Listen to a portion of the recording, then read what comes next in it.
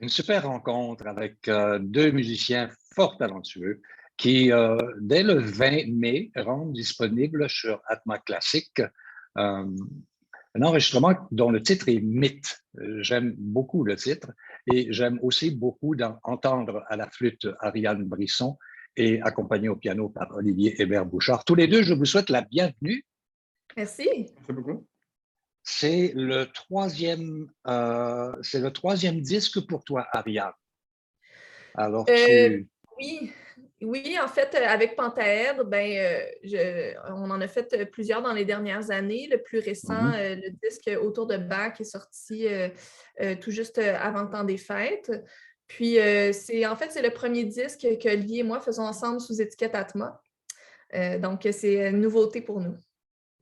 Chouette. Et Olivier, ceux qui se rendent régulièrement au concert de Stéphane Tétrault, vont reconnaître Olivier Hébert-Bouchard qui vous travaillez très souvent ensemble, c'est ça, Olivier? Oui, on est dans une relation de travail assez soutenue. On a un beau projet autour de la musique de Debussy ces jours-ci, qu'on vient d'en disquer, qui sort sur Atma prochainement. Je ne vais pas faire de la Ah, alors, vous êtes en pleine production et je trouve ça formidable parce que vous êtes quand même, bon, je ne vais pas dire que vous êtes des jeunes musiciens puis vous ne faites pas partie de la relève, mais en même temps, vous êtes des professionnels. Mais en même temps, il y a comme une énergie dans votre génération qui fait que ça passe par là, puis on en a des projets, puis on va les produire. Et c'est ce que vous faites et c'est rafraîchissant. Parlons un peu du contenu de Mythe. Vous êtes allé chercher des compositeurs et vous avez là-dessus fait des transcriptions certaines sur lesquelles vous travaillez depuis un moment, Olivier? Je pense que le Chimanovski, c'est la première chose qu'on a explorée ensemble avec le Ariane? Ravel. Ouais. Oui, puis Oui, en fait, Ariane, c'est ça. si je peux me permettre, Winston, c'est ça. En fait, ce projet-là, c'est un projet qui est très proche de mon cœur. C'est comme tu le mentionnais, Olivier et moi, on a travaillé sur certains des arrangements depuis plusieurs années. Le Chimanovski remonte, je crois, à 2016-2017. Donc, ça fait 5-6 ans.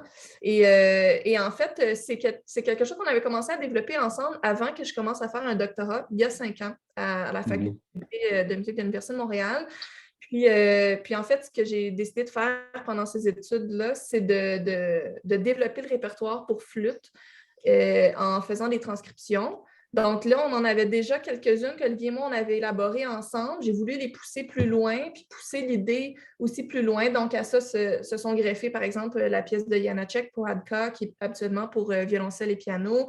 Le Vaughan Williams aussi, Lark Ascending, qui m'est venu, en fait, petite anecdote comme ça, qui m'est venue suite à une émission de Joël Le Bigot où il y avait Christophus qui parlait du nouveau disque de James Ennis qui venait de sortir, c'était à l'automne 2019, je pense, ou 2020. Et il avait fait jouer un extrait de cette pièce-là, justement. Je me suis dit, il faut Et ça absolument t'a que je... séduit. Vraiment, vraiment, c'est là que je me suis dit, il faut vraiment que je fasse quelque chose avec ça. Puis je voyais un peu qu'est-ce qui était possible de faire à la flûte, puis tout ça. Puis Olivier, étant un pianiste hyper talentueux, puis avec une touche un peu de folie, a décidé d'embarquer dans cette aventure-là avec moi. Donc, comme je disais tantôt, ça faisait des années qu'on travaillait ce répertoire-là ensemble. Fait que c'était tout naturel qu'on grave sur disque ensemble. Puis quand j'ai approché Atma pour faire ce projet-là, je n'arrivais pas à y croire que ça pouvait être possible de faire ça avec une équipe aussi dynamique, aussi à l'écoute. Ils nous ont vraiment laissé carte blanche sur à peu près tout au niveau artistique, autant la musique, le contenu que là, ce qu'on voit, le visuel qui était une chose très importante pour moi. D'ailleurs, je veux souligner le talent et le travail exceptionnel de Martin Girard, photographe, et de Marie-Lou Bergeron, qui était la maquilleuse coiffeuse. On a passé une journée assez folle ensemble. On a eu beaucoup de plaisir pour faire la conception de la pochette, mais aussi des autres photos. Donc, c'est vraiment un produit artistique que je voulais... Total. Oui, c'est ça, total, vraiment. Ouais, parce que c'est intéressant parce que oui, on combine différentes formes d'art, différentes formes d'expression pour en arriver à un résultat comme celui-là qui est véritablement très, très chouette. Moi, j'ai une petite pensée pour Olivier. Je me dis, on aurait pu maquiller Olivier aussi, puis lui faire une coiffure.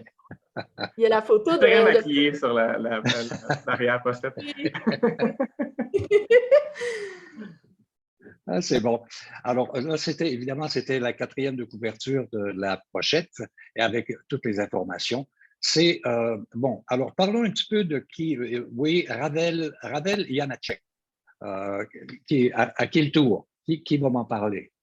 Ben, moi, je peux commencer en parlant un peu du Janacek. En fait, l'idée, le fil conducteur qu'on voulait dans le programme, c'était le monde du rêve, le monde de la féerie, le monde un peu irréel, parce que bon, il y avait le Chimanovski qui en fait qui s'appelle Mythe, qui a donné le titre de l'album. Donc, dans les 3 mouvements de ce poème musical-là, on parle de la fontaine d'Arétus, de Narcisse, puis de Pan et des Dryades. Donc, on est tout dans le côté un peu de la mythologie, de la légende, des personnages, de contes, etc. Et donc, j'essaie de trouver une pièce qui pourrait se greffer à ça. Puis, je suis tombée sur une pièce de Janacek, Pohádka, qui veut dire en français un conte ou a tale en anglais.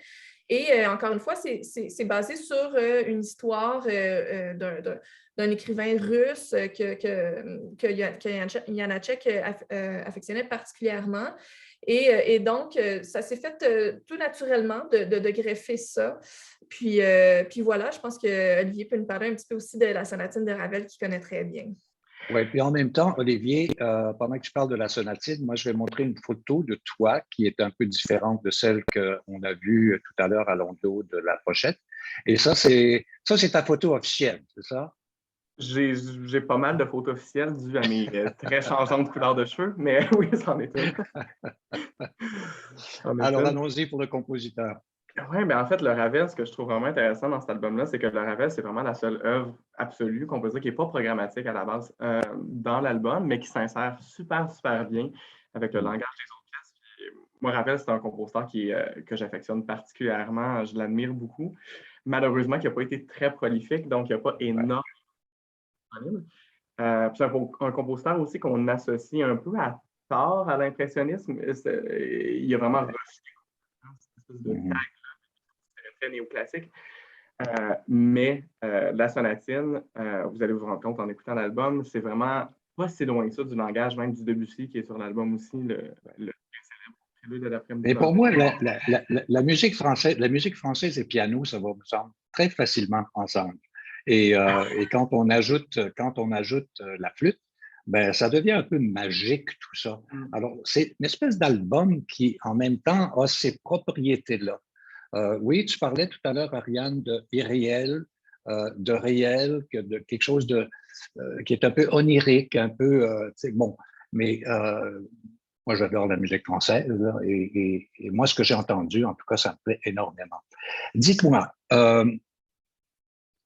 après avoir gagné le prix d'Europe, Ariane, et d'avoir été déclarée découverte de l'année avec un prix Opus en 1919-1920, comment on regarde l'avenir quand on a autant de talent et un brin de folie? Est-ce qu'on s'embarque dans des projets un peu fous et on prend tous les moyens pour les réaliser? Oui, et si je peux me permettre, c'était pas en 1919, c'était en 2019. mais je te le pardonne, Winston. Merci. Mais oui, très bien conservé pour quand même une jeune fille de centenaire. Le maquillage de Marie-Lou aide beaucoup. Comment fait Nina?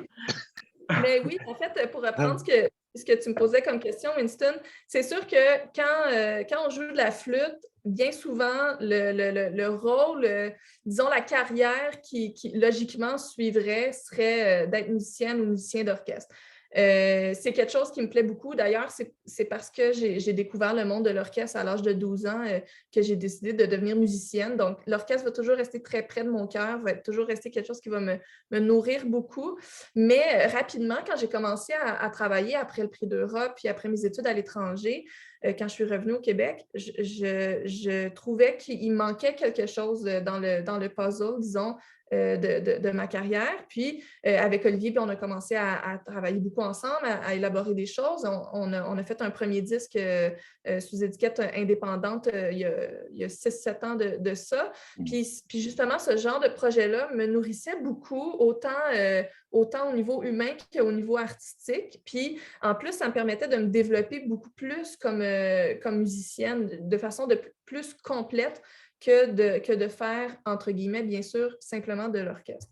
Et puis, quelques années après ça, Pentaed m'a approchée, je me suis greffée au groupe. Ça m'a ouvert un très large horizon. Disons qu'avec cette belle gang de musiciens aussi talentueux que fou, ça a ouvert beaucoup mes horizons.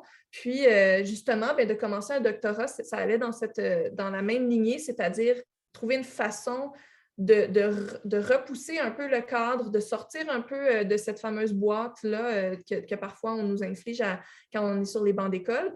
Donc d'essayer d'exprimer ma créativité autrement. Ça a toujours été un moteur très important. Puis justement, ce disque-là en est la preuve. Au risque de me répéter, j'avais le souhait que la musique sur ce disque-là soit aussi belle qu'intéressante, mais que le produit en tant que tel, donc le disque vraiment, les photos, le livret, donc les notes de programme que j'ai pris soin d'écrire, puis tout ça, que le produit au complet soit à la hauteur, disons, de ce que la musique, j'espère, est, en fait. Intéressant, vraiment intéressant. Dis, Olivier, est-ce que penser en dehors de la boîte, c'est outside the box, c'est quelque chose qui t'habite constamment quand tu envisages des projets? Mais j'ai l'impression que c'est un peu, nos parcours avec Ariane se rejoignent un peu à ce niveau-là. C'est que il y a un genre de, comme on le sait tous, il y a un genre de stigma autour de la profession du pianiste accompagnateur ou du pianiste chambriste que j'ai jamais vraiment compris parce que pour moi, d'aussi loin que je me rappelle, les artistes classiques ou même en tout genre, en fait, que j'ai toujours admiré, c'est toujours des gens qui ont fait plein de choses différentes, qui allaient projet par projet selon ce qui les allumait. Sans nécessairement se définir dans une catégorie ou une autre. Donc, je pense que c'est ce que naturellement j'ai eu tendance à faire quand je me suis mis à travailler. Puis naturellement, si on est un peu curieux, ça vient avec un espèce de désir d'arranger de la musique, de composer de la musique, de faire des premières, de faire des concerts un petit peu plus inusités avec mise en scène, etc., etc., etc. Puis ma carrière se dessine un petit peu plus dans cette direction-là ces jours-ci depuis quelques années. Puis je dois avouer que, comme Ariane disait, c'est incroyablement nourrissant de faire ça artistiquement parce que ça nous force à pousser le produit plus loin et à réfléchir à la musique à la fois de façon incroyablement précise, mais aussi autrement. Je tiens à vous féliciter tous les deux. Vous avez vraiment fait preuve de beaucoup, à la fois d'audace et de créativité dans ce projet-là.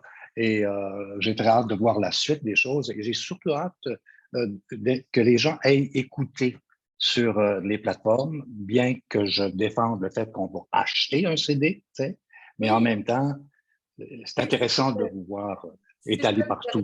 Si je peux me permettre, Winston, je tiens à dire aux gens que s'ils sont curieux d'entendre ce qu'est ce disque Mythe, ils peuvent évidemment l'écouter sur les plateformes en ligne, mais la meilleure façon de soutenir les artistes, ça va toujours rester, dans un cas comme celui-là, d'acheter une copie physique du disque, parce qu'à ce moment-là, il y a plus de sous qui revient à la production et aux artistes. Donc, on vous encourage à le faire.